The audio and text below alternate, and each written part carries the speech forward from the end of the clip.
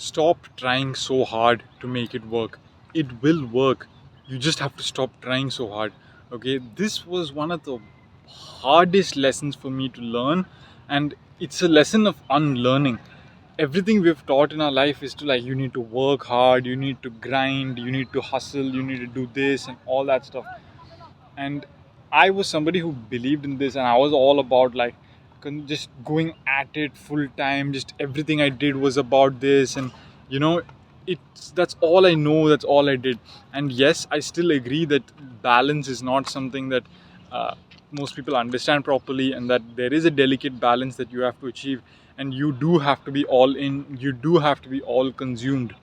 But there is still nuance to this concept, and you still have to understand some details, and I'm going to explain that. Okay, basically,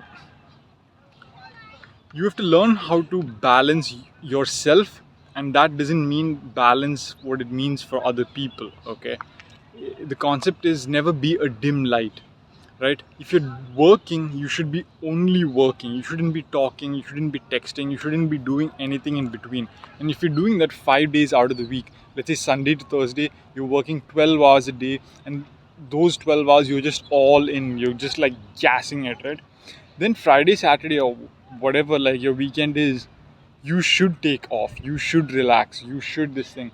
And I didn't know this, and I didn't do this. And what happens is that when you don't take that off, you don't take that off period, the relaxation period, the recovery period, your weekdays become shitty. What happens is, you work out of the 12, you might be at the desk, but you're not really working, you're not really focused, you're not really, and few hours of deep work, 4 hours of deep work is much better than 16 hours of, not focused work. And I realized this was one of the biggest mistakes I was making. The past 5 years, I've, like, literally given everything, just consumed, you know, just trying to do it. And I realized, like, I was unnecessarily trying hard and unnecessarily pushing myself and unnecessarily just training to make things work. And it was a big lesson for me that I learned in 2024. And you can watch the 2024 year recap for lots of lessons related to this. It's that things will happen and things will come and things will work out if you just learn to relax. And this is something all these high performance and all these success coaches and Olympic athletes and all these guys talk about, is that you need to relax, you need to learn how to use your imagination, you need to understand, like, your subconscious mind and all these things. And, like, what's basically, when you're trying so desperately trying to make something work, you're telling the universe that you don't trust it, and that you're telling, like, your body and your mind that, like, hey, this might not work. If you knew for a fact that something is gonna happen, you wouldn't stress about it, right? You wouldn't strain to make it happen. Like, if you book an Uber and you know it's gonna come down in like 20 minutes or 10 minutes, you're not gonna be like, will it come, will this, that, you just know it's gonna happen, right? Fine, with an Uber example, it's a little bit weird, but if you, like, shave your hair, you're gonna be bald. You're not gonna wonder, like, if I shave my hair, will I still be bald, right? Some things are, like, definitive.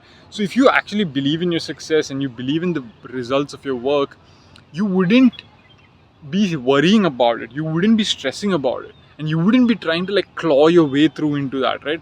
And this is the key component of your mindset, and this is the thing that is holding back everyone. This is the thing that's has held me back for the past 5 years. This has been the biggest lesson that I have to learn last year, and this will be something that I have to learn and keep learning, because this is a lesson about unlearning everything I've learned in the past. Like, my whole life I've been trying so hard, and, like, actually, no, I can't say I've been trying so hard. Till the age of, like, 18, 19, I didn't try at shit. But then when I started trying too hard, and, like, I started going overboard. So I have to learn how to balance it, and you have to learn how to use this thing, because you guys can check out the books, Release Your Brakes by Jim Newman. Maybe Think and Grow Rich also talks about this, Psycho-Cybernetics, Maxwell Maltz, Secrets of the Millionaire Mind. All these books, they talk about this shit. And basically what it means is just, like, it will happen, and you just need to, like, chill the fuck out and relax.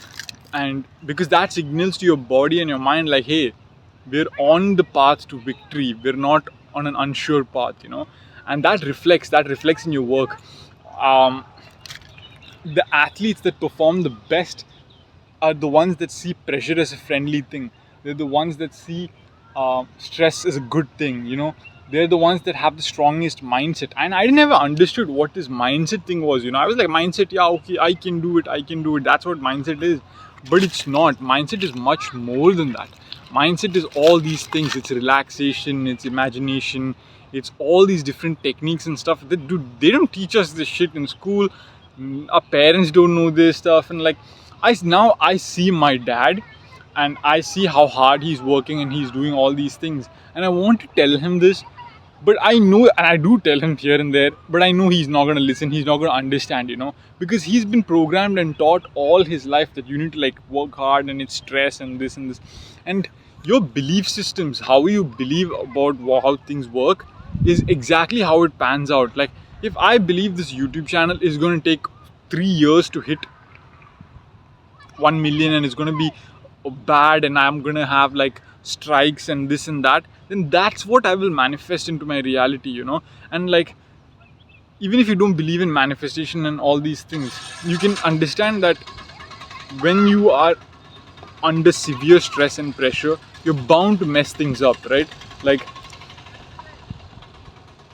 when I was in high school, I was one of the worst football players of all time, even though I liked it. The reason was because it's not that my football skills lacked. I was a horrible athlete. I was never in shape. I was like this fat, obese kid. But the main thing was that I couldn't handle the emotional pressures, because I wanted my friends to like me, and I couldn't handle the judgment after switching to a new school. And there were all these kids, like all my friends and everything, that would like manipulate and like make jokes and this thing, and all these little like clunks would go into like your emotional system, right? And that would add to the pressure, the stress. And I remember when after school and like college time, I started going to the gym, and like the pressure just disappeared. Like, I stopped, and like I started going through my self-improvement journey. I stopped caring about what people think, and I started being an adult. And when I started playing again football with my friends, I realized like I'm way better than these guys now. And it's not like I'm a better athlete or anything. It's just that I let go of the emotional, mental roadblocks, the pressure that was like, inbuilt in me. I released my brakes, like the book Release Your Brakes. I rewired myself in that way, and I didn't even know about this visualization, relaxation, imagination stuff at all that time. But that's what happened. I like shaved my head, and I was going through my self-improvement journey, and I was doing my own thing. And so I stopped trying to please other people, and I stopped trying to live for other people, or like being a people pleaser or any of these things. And because of that, there was nothing to stress about. So because my emotional level was so neutral, so balanced, I wasn't trying hard. I was just playing football, and I was performing. And this is how, like, a key example is the Jose Aldo Conor McGregor fight 2014-15 for the championship. You can see how Joe Rogan comments in it.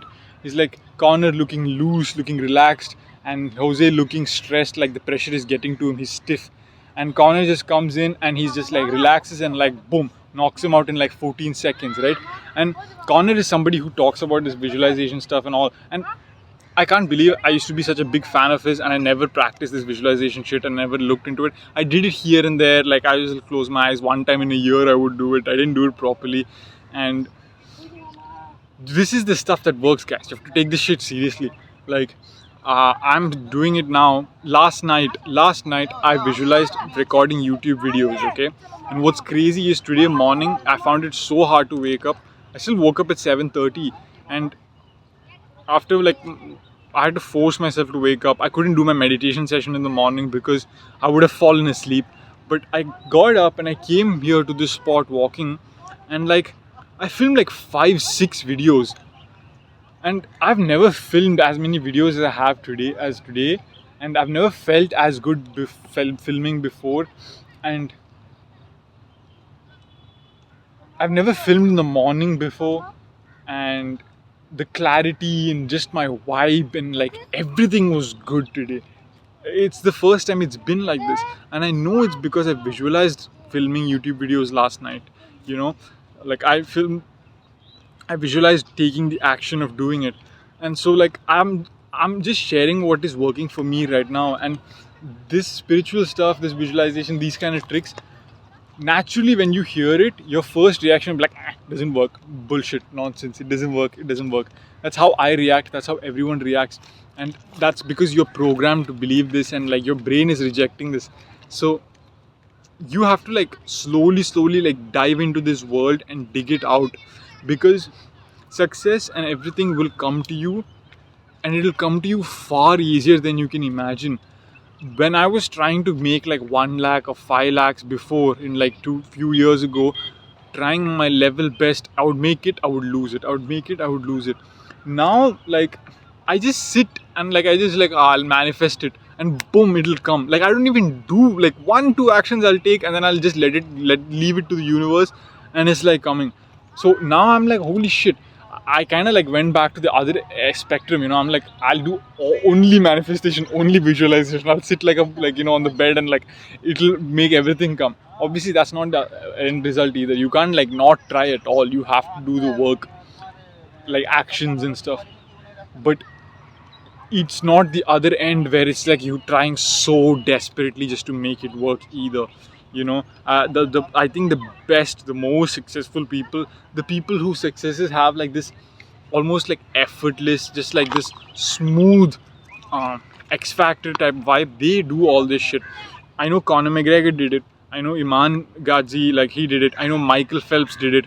I know even like Patrick David did it. I know Gary doesn't do this. Gary is somebody who's all like hustle, hustle, hustle, hustle, and he's all like about yes, yes. Even though his mindset is super rock solid and all these things, I don't think he does all this centering himself and meditation or visualization. He's not in that spectrum at all. He's all the way in the other end, and I honestly think he would benefit so much from this stuff. But I can't advise him. I'm not in. He's like billion times more successful than me. Knows more about life, business, family, anything about life more than me, right? But if he tried this, he might be better off doing this than he.